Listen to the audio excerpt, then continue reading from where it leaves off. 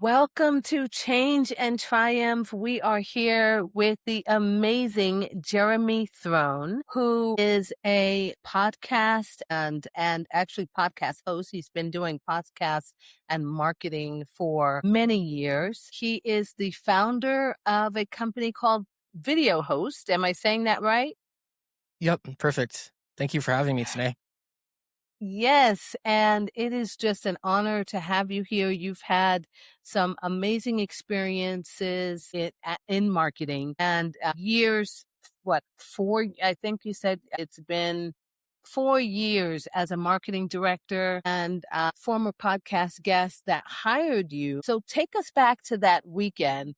What was running through your head between Friday and Sunday where you had this amazing weekend where you just got laid off and after 4 years as a marketing director and now, you decided to go on your own and do it for yourself. Can you take us back to that moment? I'm really excited about this conversation. Yeah, no, that was a crazy time. So I was a marketing director for a transportation management software company in the supply chain freight tech space, very like niche supply chain space. I worked there for about 4 years. And at the time, podcasting was kind of new to like that industry. It wasn't like quite, there wasn't a lot of media going on in supply chain. It was very like old school, like pen and paper, fax, email, that type of thing. So that kind of like marketing was kind of newer. There was a company called Freight Waves that was coming out that basically was kind of like a media company. And I ended up going on this guy named Dooner's show that he had a TED talk and he was kind of like trailblazing podcasting for that industry. So I asked the CEO at the time if I could like basically start a podcast. And I didn't know what I was doing. I was completely over my head with like, the audio equipment, the microphone, the headphone. I overthought everything basically. So like the CEO was kind enough to buy me some equipment and kind of let me like run with it. I ended up producing 123 episodes. Some of the companies, like there was one guy that I interviewed named Anthony Sutarja. He ended up selling his company, exited for multi-million-dollar exit. He had like 2 degrees from like UC Berkeley in like computer science. So I had a lot of really interesting guests on the show, but there was another guy named Nate Johnson that had came on the show that ran a company called GLCS. And he was like an IT company. He happened to be like Okay. a past guest on the show. And like right as I had gotten fired on that Friday, at the time I probably had only like 4,000 or 5,000 followers on LinkedIn, but now I have close to like 10. And at that Wow. time, I posted that I had gotten laid off. And it's interesting because before even like that, I was posting some video clips, like short clips of myself, like 30-second, 60-second clips. And he was like asking me, like, some of them were pretty edited. So he's like, hey, how are you getting this like editing done? So we had kind of had some conversations before. And then that I said that I had been laid off and that I was looking for like my next role. And then he wrote a comment and then he's like, let's chat on Sunday. And then by I think like a week or two later, they had already like decided to hire me by Sunday, but I asked him if I could have like a week or two to like gather my like thoughts and whatnot. And then I ended up being like, I was a marketing director at that other role, but he hired me as a podcast producer. So I was basically like behind the scenes, like we were using StreamYard and I would like, it was a live environment. So it was kind of stressful because I was working directly with the CEO and I would roll a commercial for his show that had like this truck that would kind of roll out. And then I'd bring him on and then time as guest, roll some commercials, and then kind of end the thing. I don't work there anymore. I only worked there for like 7 months, but he was actually okay with me like doing stuff on the side too. So he was paying me like Nice. a good salary. And then also like only like negotiated like for him to only make me work like 30 hours a week. So he was Right. cool with me like doing stuff on the side. It only lasted like 7 months, but I think the main thing I got out of that experience was just like the power of personal brands and then also the power of podcasting and video content because like it's just like if I didn't have that, if I didn't meet him and then meet all these CEOs, I probably would have been like screwed at that point, like going through the back door of like job applications and like, so I guess as they say, your network is really important. That's amazing. But you were building way before that company on the side for years before the layoff, though. Is that correct? Yeah, I mean, I wasn't able to fully commit to it because even working like 30 hours a week, like I'd only have like, like 15 hours or so a week. I've only been like fully building it without like an actual job since like last year and beginning of this year. So it's definitely wasn't easy to like productize a service and like figure out like how to like charge like my first podcast client, for example. I think my first retainer that I closed was like, it was like initially $2,000 because he was doing like 4 episodes a month and I was charging $500 an episode. But then it ended up being Nice. like, he kind of slowed down and I was doing like $1,000 for like 2 episodes. So that was kind of like the first retainer that I closed, but it's definitely not easy by any means. Like, I think that it's way easier, to be honest, to go work for someone. But at the same time, I felt like there's something about like sovereignty and like building your own thing that's kind of nice. Cause like, I don't know, previous experience, like if I wanted to make like $1 or any money at all, like you'd have to go find a job and work, be on payroll for like 2 weeks and then get your money or whatever. Whereas like, now it's like kind of like booking your own meetings and like doing like figuring out like your own pricing. And then the video ghost is a different offer that kind of started because like I found that a lot of people like liked podcasting, but they don't necessarily want to start a podcast. And I love what you're doing with your show, Change and Triumph. I think it's super cool, and interviewing people on like career pivots and things of that nature. But like, yeah, for me, like I just like realized that like I didn't want to put all my, even if I have to go eventually go work for someone again, I'm glad that I know that I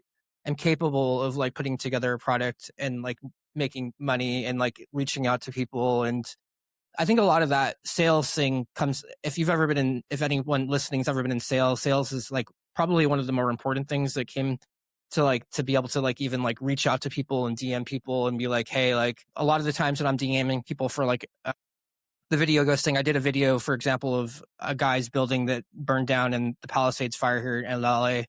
He had a building that was with his family since like the 1950s. It was like a 12-unit building. And he had a really cool story. And he was talking about like how a lot of like the single family homes like got permits. They had like 500 permits, but none of the apartment buildings were getting permits. And it's a very wealthy, affluent area. Like a lot of like Ben Affleck lives over there and like a bunch of people like stars live over there. But then you find that these apartments are kind of like stuck. So his story like needed to like be told. And I kind of helped him record it. So like the way we did it is we hopped on the same program that we're on now, Riverside, and it records like the file separately. So I kind of like prompted him the question, tell me about what happened on January 7th when this fire happened, do your thing. And he kind of did his thing, talked about it. And I kind of let him do it. And then I kind of added some like graphics in the front of it and some like things to make the edit a little bit more powerful, and then sent it back to him. So that's kind of how Video Ghost was born, is just because like I realized that a lot of people might be stuck in their heads with like content. They might not know how to say it, or they're just like, I don't know, something about like a red light, talking to the camera yourself is a lot different than when someone's like, hey, like tell me about the time when this happened. There's a lack of like stimulus or something. So like, that's kind of like why I started like the video ghosting. So then I was kind of able to like pull like 4 clips out of someone like in an hour conversation. And with like clients that were like longer term clients, what I would do is I'd interview them for like an hour and then create like a whole creative brief on them. And then I know you're an AI gal as well, and I'd use Claude to add that creative brief into Claude so that I wasn't like stuck every time. So I'd have their whole history and be like, hey, like here's like 3 or 4 ideas for like a video. Like a good one to always do is like your founding story, because at the end of the day, people want to know like what happened to you, like why did you start what you started, like what's the backstory there. And I think that that's like super important for like people like really kind of lean into it. I think when they find out that like someone had like actually the day that I got laid off from the podcast gig at GLCS, I broke my jaw and I got laid off in the same exact day. So like it was like yeah, it was a terrible like just double whammy like all at once. But thankfully I'd already like kind of been like building like Video Ghost and like kind of like already been in the game for a minute. So like it didn't like hit as hard, I suppose. But yeah, I would say entrepreneurship, people say that it tests you, like every like limiting belief and self-doubt that you're going to have about yourself is like going to come up. And like every like, it's like almost just like a self-help thing. It's like the best self-help experience that I've had, as far as just because like all your limiting beliefs about money are going to come up. All of your limiting beliefs about like success and value and where you stand in this world are all going to be challenged. So it's definitely one of the hardest things I've ever tried to do. And I did a lot of like in my 20s, I hung out with a lot of pro snowboarders. So like I was doing hanging out with like Olympic athletes and things like that. So like I had friends my whole life that were pretty high level, high functioning humans, but it was definitely like I respect so many. I just the risk tolerance for entrepreneurs, and especially if like some of these people that you see that have families and did it like with like families and like all that stress of what's going on in their life or whatever. So I'm always impressed when I see people doing stuff like that and taking risks for themselves. So what was the biggest mistake you made because you thought you needed permission to call yourself a media guy before someone actually paid you for it? Could you say that one more time? That cut out for a second there.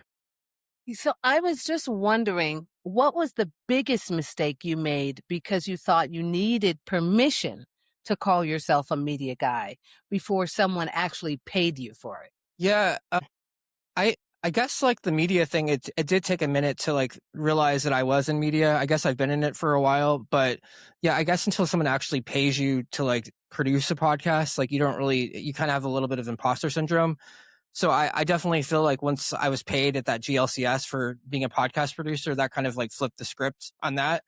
But I would say like one of the bigger mistakes I made early on when I was first starting out was that thinking that like a 10,000 like a audience, 10,000 people on LinkedIn would be enough to be like, oh, I'm going to have enough inbound leads to just not have to do like any outbound. I'm a creator. I could write content and like videos and put them on YouTube and LinkedIn and they'll just come. And it really wasn't the case. I mean, there was inbound leads coming in, but it wasn't enough to like, to really like make it happen. So like, I think one of the bigger mistakes I would say I made was just not prospecting, like thinking maybe, I don't know if I was thinking that I was above it or like whatever it was, or maybe I just didn't like doing it. So like I'd avoid it because maybe it's just like not fun. So I think that like every business, the lifeblood of a business is sales. So like you have to get out there and network and like meet people.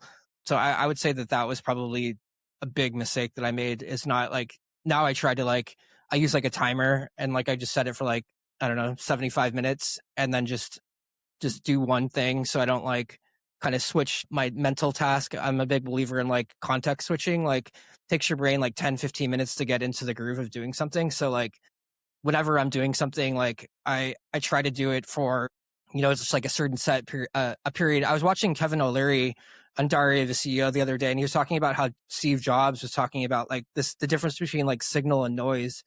And like, I try to like make sure that I'm like hitting the signal every day. Like whether it's like I need to, for today after or later today, I need to do a video for this guy on his founding story. He did like a SaaS company called Resident, and it was like basically this like HOA software, and it kind of like rent software for like I guess billing renters. And he created the software, and we kind of did a session the other day, and I need to go out there and do that. So it's just making sure that I'm on top of like the main things that like need to get done that day, instead of like focusing on like things that people think, oh, like the content's important. I think that the DMs are probably more important than the content sometimes. I so loved that episode on Diary Mm, of a CEO with Kevin O'Leary. My favorite part of that particular episode was when he talked about his mom and the mm, 5% allocation, how if anything got above a 5% allocation, she would sell off. But that particular part about the noise, I also have written down in mental memory that, it's the top two things he said that Steve Jobs, like, what are the top two things that you're going to tackle that day? And nothing else matters. And that just kind of, and I think with everyone right now being so brain fogged with all of the things that we have to do as entrepreneurs. It's absolutely insane. It seems like, before AI and before the internet, it was like you could never finish an 8-hour day. And now you can't. I mean, every day is probably an average of 24 hours of work that you need to get done. So yeah, just like finishing those two top things, I totally love that part of that video. Diary of a CEO is one of my favorites. So yeah, he's a great host. I love him. Yeah, he's got great guests too. he, yes, he does. I'll get there one day. Both of us will. Get Kevin O'Leary on. My Yeah, that'd be goodness. fun. Mhm. Right? So walk us through opening loops and closing loops. and why a founder who masters that one specific technique will outperform a founder with a $20,000 camera setup. Yeah, that's a good question. At the end of the day, like you're right. I think that like the equipment's only going to get you so far. So like what you kind of theoretically want to do, like there was one person that my friend interviewed recently that was like homeless, and then he made like somehow $500,000 in his business. So he was living in his car for a while, and then all of a sudden, like somehow through some sort of business, he started making like 500 grand. So like that would be an example of it. So like I've created this kind of like framework in your head where you're like, all right, how did he go from like homeless to $500,000? There's a big arc there, right? But you're not necessarily answering the question of how he did it. And that question would be like, what business did he create, or what vehicle did he create to actually build that wealth? So I guess the idea behind it is like, you kind of want to like create this like question or this like curiosity loop in someone's brain, and then don't necessarily answer it. Be like, all right, put that on hold for a minute and then come back to it later, like maybe in a minute or two, and then talk about it. And that's kind of like a good way to like keep like tension. So yeah, it's really important in writing, because I think a lot of the times people will talk, like for example, if it's like a written piece of content, they talk about like the 500K, the homeless, and then they're like, he did it by doing X, he did it by doing this business in the software space.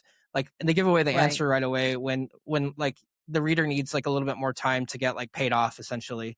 And then there's a little bit more satisfaction too, I think, when they're like, oh, that makes sense. And like you kind of, it's kind of like this tension and release. Music's like that too, like where like, you know, a song might build on like one idea, and then it might evolve into something else, and then it might resolve itself at the end of the song where it like kind of builds, and then it has this like moment. And like I think all like writing is like that, like where you kind of have to like, you can't give away the sauce too soon. You kind of have to like wait a minute, and you'll start noticing it too when you start like reading like people's hooks, like, and start going like which ones stopped you, which ones like made you like think, and like which ones like were like, like that's not, like that's just a statement, or like that's just not interesting. So I think that I study it like a lot of times too. What I'll say is like a lot of copywriters will hand copy. Like if you see like a good hook, they'll like rewrite it by hand.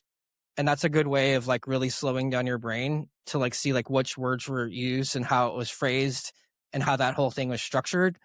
Or you could even like run it through like AI and be like, hey, how was this thing structured? And it'll kind of analyze it for you and tell you. But yeah, open loops are definitely like big for that. Like just making sure that you kind of create some sort of like curiosity gap in someone's mind. So, bringing us to AI, you said AI is killing the written content feed, but video is still the way to stand out.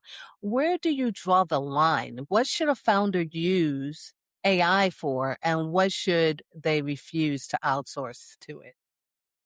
Yeah, I think that video is better for like, I guess for like human connection, because in the world of AI, like slot, like it's like really super easy to like write content. Not to say that they shouldn't write content and like written content, but like I think that the bar has gotten higher over like the last like year with like, because there's so many people writing content now that it makes it harder to stand out. Well, what I would say is like specificity helps, like having actual like numbers. If you're like, it's like written content, like actual results that you've had and like things that have like, I don't know, worked in your business, and like, or like actual failures.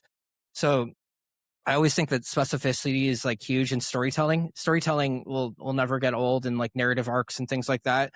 But I do feel that like people should get on video too. I don't think it's like one or the other. I think it's kind of like the whole thing kind of, they work together. Like if you're doing like 5 pieces of content a week, maybe 2 of them are video, or maybe 1 of them are video, something like that.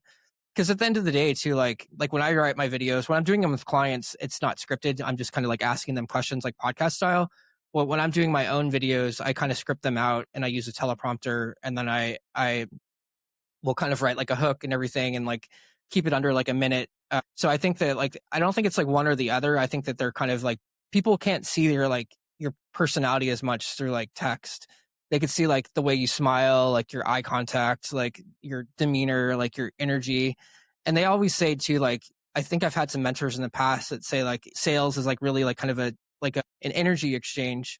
And it's a lot harder to exchange energy like on like text alone. Like just like we both like Diary of a CEO, like I mean, like I think they have some like cool like kind of editing going on, and like kind of like their intros are really sharp because they're doing all sorts of like someone probably spent 10 hours making that intro, like going through the whole thing and like making it look super cool. So there's just certain things you could do in video that you can't necessarily do in text alone. We actually, like, two other creators and me, go live every Friday on Substack. And there's been times where like my phone overheated and it kicked both of them off like live midstream. Last week I couldn't even get on. Like it was just like it didn't work.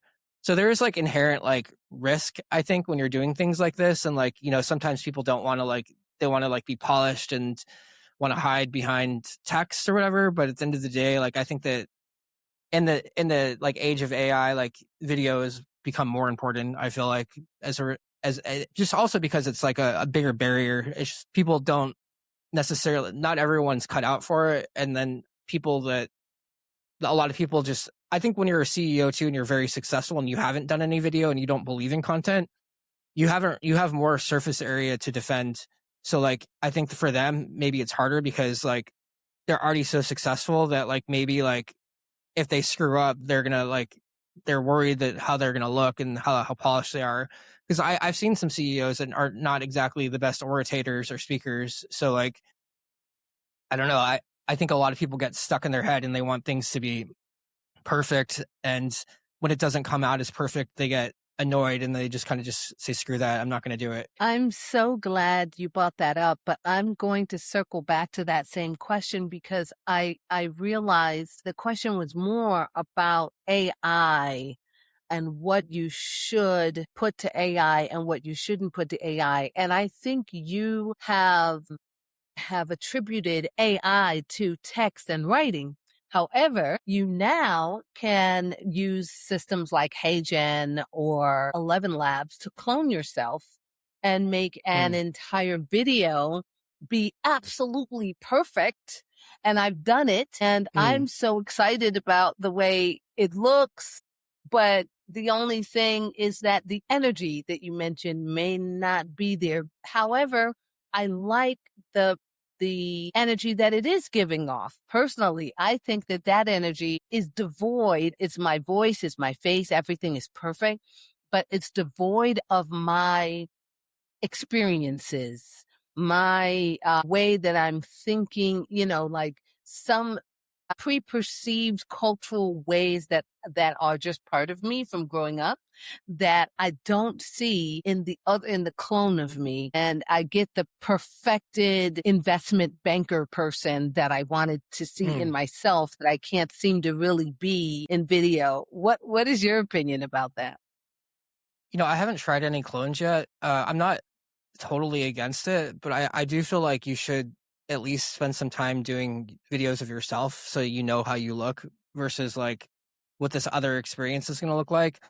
Because I had a friend actually that sent like there was this like video that we were watching and this guy had very low energy and then he put it through one of these like programs or whatever and then he came back and the guy was like completely different. And I also feel like though like it might not match like when you go on like podcasts and like if you do like speaking or live events, like that avatar version of yourself is going to be a little bit disconnected from the actual version of your true self. So like I I don't know. I personally think that I don't mean to be like I know like I have like a lot of friends that are writers that are like anti AI for writing and I use AI to help me with my own writing. I don't use it verbatim. Like I take out like the M dashes and I like kind of take out like words like synergy or like, I have to train the AI model to like talk more like me.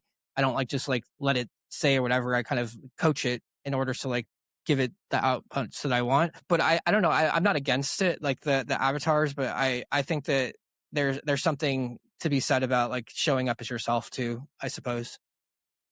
I think you're right. I think you're right. I think so what I've done is I'm just putting all different types of content out there. The AI Sure. version of me, the real me. So I'm doing, and this podcast is part of getting content to show the real me and having real conversations. And so, I think that we're in an age where some people will be more attracted to that person that had a little bit lower energy than my regular self. Cause I know my regular self, I'm a New Yorker, I have extremely high energy, and so I'm very animated. I'm probably more animated. I'm definitely more animated than the way the AI came out. However, I will attract a different audience with that group. And so I'm thinking it, we'll see what happens, right? We'll see what happens. I think all content is content that everyone needs to know your name and know your voice. So the number one question your audience, yeah. So the number one question your audience is going to ask is, I'm a founder. I'm already behind on video. I've been telling myself I'll start for a year. How do I start when I feel like I'm behind? What's your honest first move on that?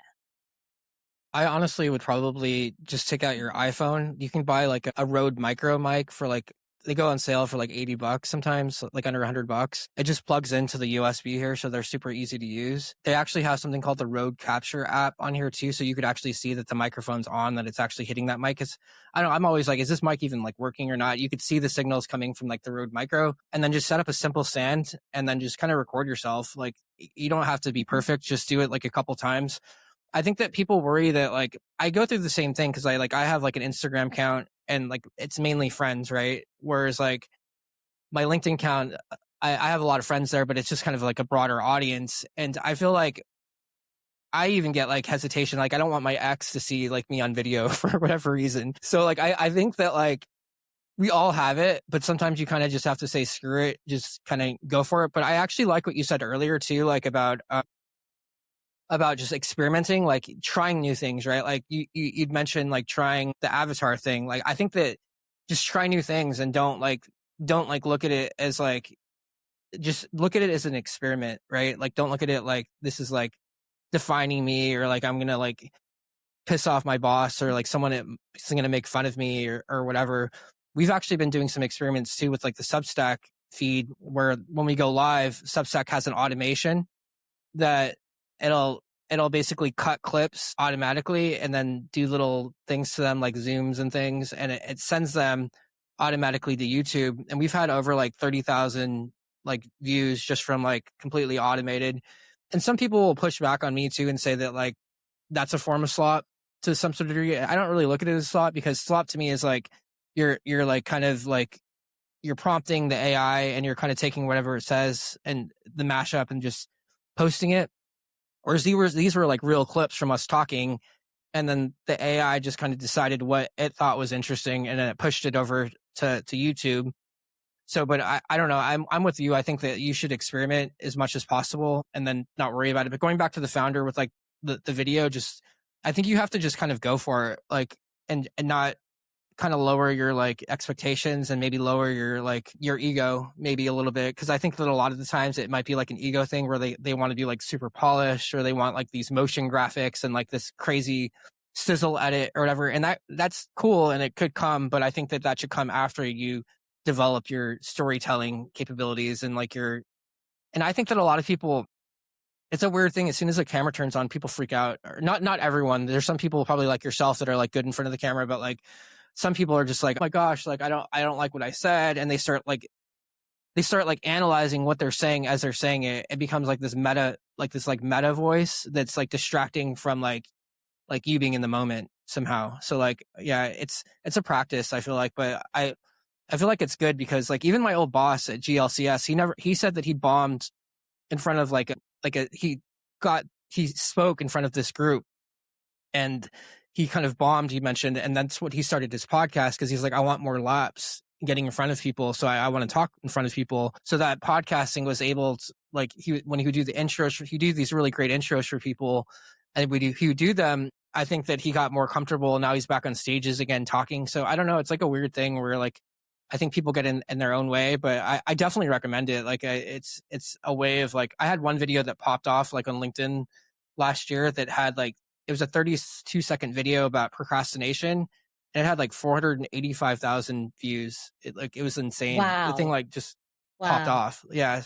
So like, you don't know like which ones will do that. And it's not always like the goal or whatever, but it's also like kind of like if you put in like, if you do it and like it works, it's like, okay, that was cool. So What I'm hearing is that you just put out videos, just put out content, and just get it done, and you don't know which one is going to be the thing that just goes viral. You don't know which one. And probably none of your videos will even get one like sometimes. And you just have to stay consistent. And it's funny you should say that I look like I'm a natural in front of the camera, because I'll tell you there's many days where I just do not want to do it. Just Yeah, I I don't feel you. want to do it, which is why the avatars was like, yes. I'm like, oh, I can copy myself and I can do all those stupid videos that I have to do, because I do not want to do it. But it's No, like I get it. it's like a necessary evil. So you're offering free Riverside video sessions to anyone who wants to get on camera, right? So walk us through Yeah. uh, someone gets out of that session and what they can walk away with. Yeah, so anyone listening to this, if you want to join me on a Riverside session, you could just go to my website, videoghost.net, and just hit the form there and just say that you listened to me on today's show. And what we'll do is we'll meet for 20, 30 minutes. And then the first 10 minutes, we'll kind of talk about your business. And then I'll ask if they have like any videos in mind to shoot. A lot of the times too, like a founding story is a good one to shoot, because like a lot of people haven't done their founder story, and that's a real easy for people to be like, all right, like talk about like their, like where they were at that point. I've had other people that in the past, that like one guy that was a buddy that was a client of mine for a while, he went bankrupt, and like one of our videos that we did was talking about him going bankrupt and then exiting a company like years later. So he somehow figured he went from like bankruptcy to exited multi-million-dollar founder. So we had like a nice video that talked about that story arc. And then I just went Nice. back in and added some captions to it, sent it back to him for his social media. But the whole point of the Video Ghost product is just making it easy for people to show up on video, because it's a lot easier with like someone's like, hey, like, the, I try to have like a good energy so that people are like not nervous, try to be conversational with talk with them for a couple minutes, get them like in a mode where they feel safe, and then kind of get them to like kind of, and when they're ready, we'll do the video and then cut it. And then sometimes they nail it like first try, and then other times they might need like a few tries to actually do it. But yeah, if you want to do one, you just definitely hit me up. They're really fun, and then you could test it on your social media to see how it performs. Awesome. So for the founder listening right now, who's worried they've already missed the moment to build a personal brand? What do you want them to remember tonight Well, or I would today if say they're that listening in the day? yeah, I would say that kind of even going back to my own like story, like I don't think that like I would have been able to like quickly after getting like laid off from that company and as a marketing director, like my personal brand saved me and got me like a gig, like pretty much through like content. So I would say that like it's just good for business, right? Like at the end of the day, if like you're a founder and you're like a CEO, like you kind of need to have a personal brand these days, because you look at like Alex Hermosi and like Tony Robbins and all these people, their brands are much bigger than like companies. Steve Jobs, like people follow Really? people at the end of the day. Right. And like, yeah, so I think that there's plenty of room. It's everyone has their own unique perspective, and everyone has, it's just how much you're willing to share, I think.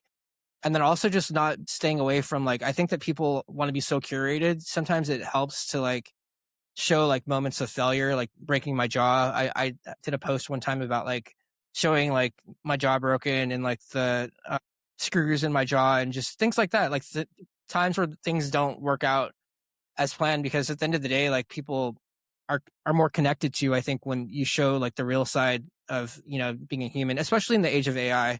Like I think that like story arcs, narrative arcs, people love that stuff. Like if you have a company and like you almost didn't make payroll or something like that, like you might be ashamed of it. But like if you made it and like you kept on like going and like you hit like a new like, trajectory after it or whatever, like people love that. Like they love that journey, because they feel more connected to you, because they don't feel so alone if like they're struggling. You know what? You're absolutely right. And I found that people that do that and just become completely transparent with their lives and be completely just exposed and get over the shame, people, because all of us make mistakes and people tend to love you more. I think if you look at whether you like him or not, Donald Trump is very good with doing that. I think Hmm. Grant Cardone is very good with doing that. I watched Grant Cardone recently kind of like talking about, I watched Grant Cardone recently saying, oh, yeah, here's me in my overnight success, showing him from the 90s until now, different pictures of how geeky he used to look as a car salesman. And, it was just like 30 years of pictures of like, I think it started out with him being actually a drug addict. Okay. And having gone from that to this, to this, to this, and I was broken in pieces. Like, yeah, that's the overnight success. He's like 65 right now. So while everyone's busy, like, oh, you just got to, $8 billion in assets under management in the last 10 years. Like, yeah, buddy, no, I don't think so. It Yeah. was a fight. Evolution over time. Yeah. 100%. I think that that's such a good point that a lot of these overnight success stories were really like probably compounding over many years. It wasn't like just something Many that happened like years. that. Yeah. That's right. I looked at actually Warren Buffett, and if you look at really anyone you admire right now, you'll see that they hit a stride around 50. Okay. Interesting. It was not, it was like, and then they started to compound from like 50s and forward.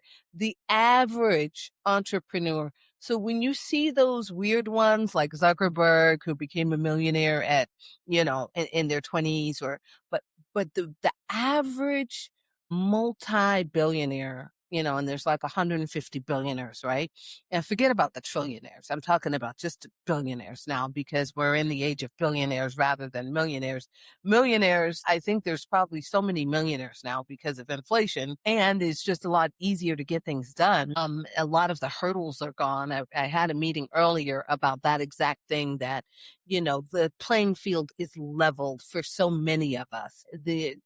Before you might have had a geographical issue, or you may have not known the right people, but with platforms like LinkedIn and Instagram, and, you can, going to conferences, even if you didn't go to conferences, you could meet people on LinkedIn, for instance, like we met from anywhere in the whole world, and you Yeah. can, so the playing field is level, but there's a lot of millionaires. So focused on the billion, a very weird average that their money just really, they started to stride after 50, and they started to get really crazy money after 60. And so, like KFC, that's an oddball story because he didn't, start making actual money off this Kentucky Fried Chicken until his 80s, which is a Wow. crazy number. Yeah. So tell us about Tristan, your client in the trucking space who you pushed to get in front of the camera. He went from a low engagement to like 80,000 view posts and started getting invited to podcasts and speaking gigs just from that. What did you see in him that he You know, didn't, that he did? it, it's interesting that you mentioned Tristan because like I think he's got like close to like he's caught up to me. He's got close to like 10,000 followers now, and I think that like even like a year or two ago he had like 7 or 6 or something like that. But he was definitely like I helped him start his podcast, so like we actually created a cohort maybe like a year and a half ago where me and my partner, I don't have this partner anymore, but me and this partner at the time walked 3 founders to like basically create a podcast. 2 out of 3 ended up developing shows. I ended up managing Tristan's podcast, but it was crazy because like he's so like charismatic and like natural in front of the camera that like, but for some reason in his mind, like he was like kind of like a little bit stuck, like, oh, I'm not a podcaster.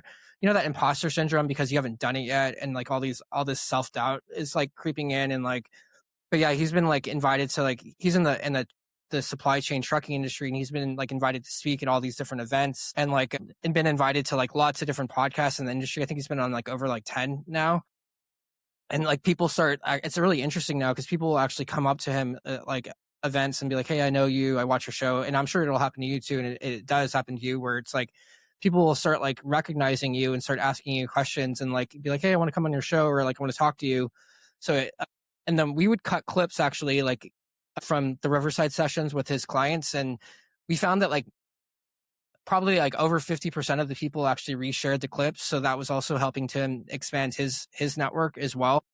Because we would make them look good or whatever, they'd reshare it. And then that was just like a nice way for him to get pushed into other people's networks. So that was kind of like the other kind of cool thing that I realized that podcast kind of does. It kind of pushes you into other people's networks, which is cool. And then anyone also in that trucking industry that runs a podcast probably has an audience and kind of knows Tristan now. So it's like this weird kind of like network effect where like you kind of become more known in an industry just by having a voice.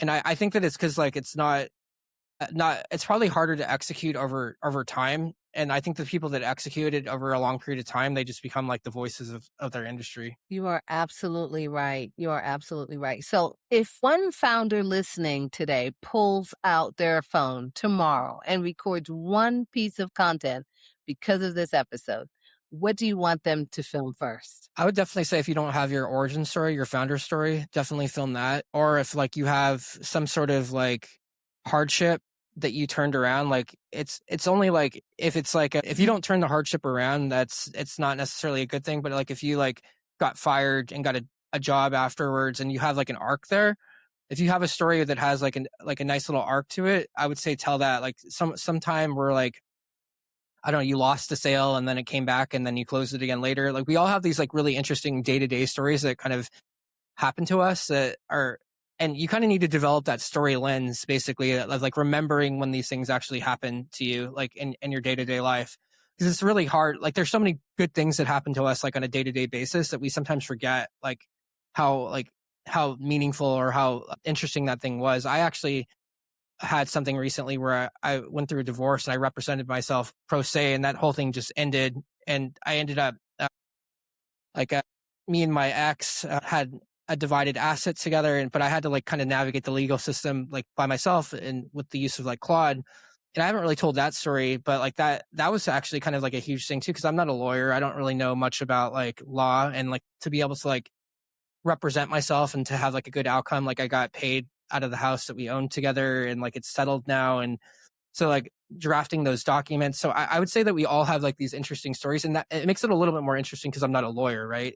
If I was a lawyer, it wouldn't have as much of an impact, but because I'm not a lawyer and I was able to use AI to help me navigate the legal system, that's a cool story in itself. So I think that we all kind of have these really interesting stories that are like on our day-to-day life, but we need to do a better job of like remembering them as they're happening, and then maybe like keeping like a little Excel spreadsheet file and then write it down, and then have like 10 things to like go from. Like I want to record this video on my founder story, I want to create this other video that has this nice little narrative arc. So yeah, I would say just kind of have like a nice little file to have like ideas to riff off, because sometimes you might not feel like that particular thing, and like having a couple little different options might help to like get the creative flow going. You know, I never thought I'd say this, but my new favorite thing to do is definitely getting on these podcasts with people like yourself and just learning all about your entrepreneurial journey. And I love what you were saying about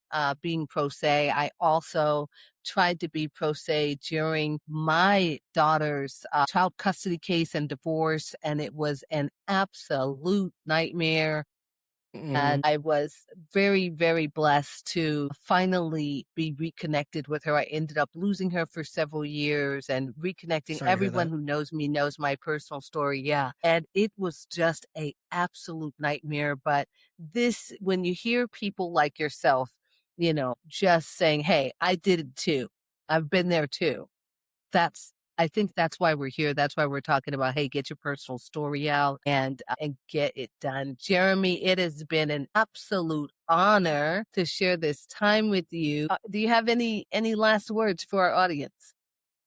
Just no, thank you. And if you haven't started a personal brand, you're not too late. Definitely get on video, and definitely even write written content as well. Even if you do it like 3 times a week, it's better than zero, and you'll get your laps in and kind of get your creative juices flowing. But I really appreciate the time today, and I like the show a lot. So thank you so much, Janae.